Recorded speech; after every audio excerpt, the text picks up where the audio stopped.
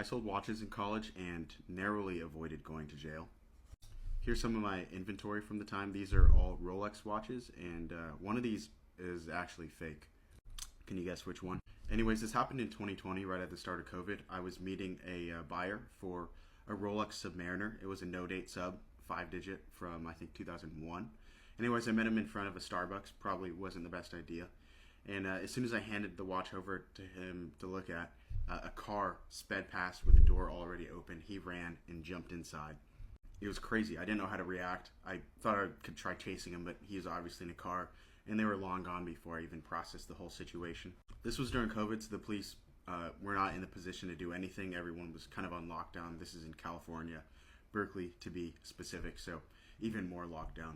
Anyways, I made a whole bunch of posts online on like the Rolex forums and Reddit about the stolen watch, and someone eventually reached out to me saying that this guy reached out to him in an attempt to trade the watch that he stole from me for this other watch. So I called the police and let them know that I had located my watch, but they said they wouldn't come out until I can guarantee that I've seen the watch in person, and then they would come. So I set a date and a time to meet up, and I made sure to show up early. I see the person with the watch arrive, who I'd just seen a few days prior.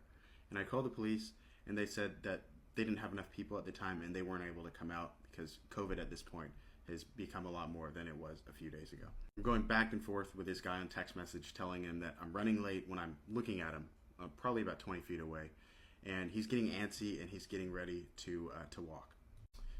I'm getting a little nervous. The police said they're not going to come. He's about to walk away with $9,000, and I'm sitting in my car 20 feet away with him with a Glock in my lap. So I ran through all these scenarios in my head within the span of 30 seconds, and I ultimately decided not to approach him because nothing would have turned out great from that. And he took off.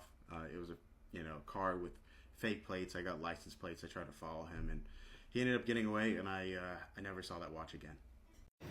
Please link to your storefront.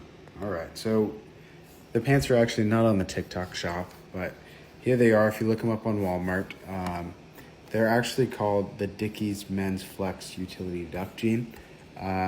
They take like a wash or two to break in, but after that, they're real soft. They are with a loop. $29.98. The brown ones are on sale for $26 or when purchased online. I would not, however, recommend buying from Amazon. I purchased it, but then I ended up returning it because these are actually a different pant. They look the same, but they're actually different, and they fit different too.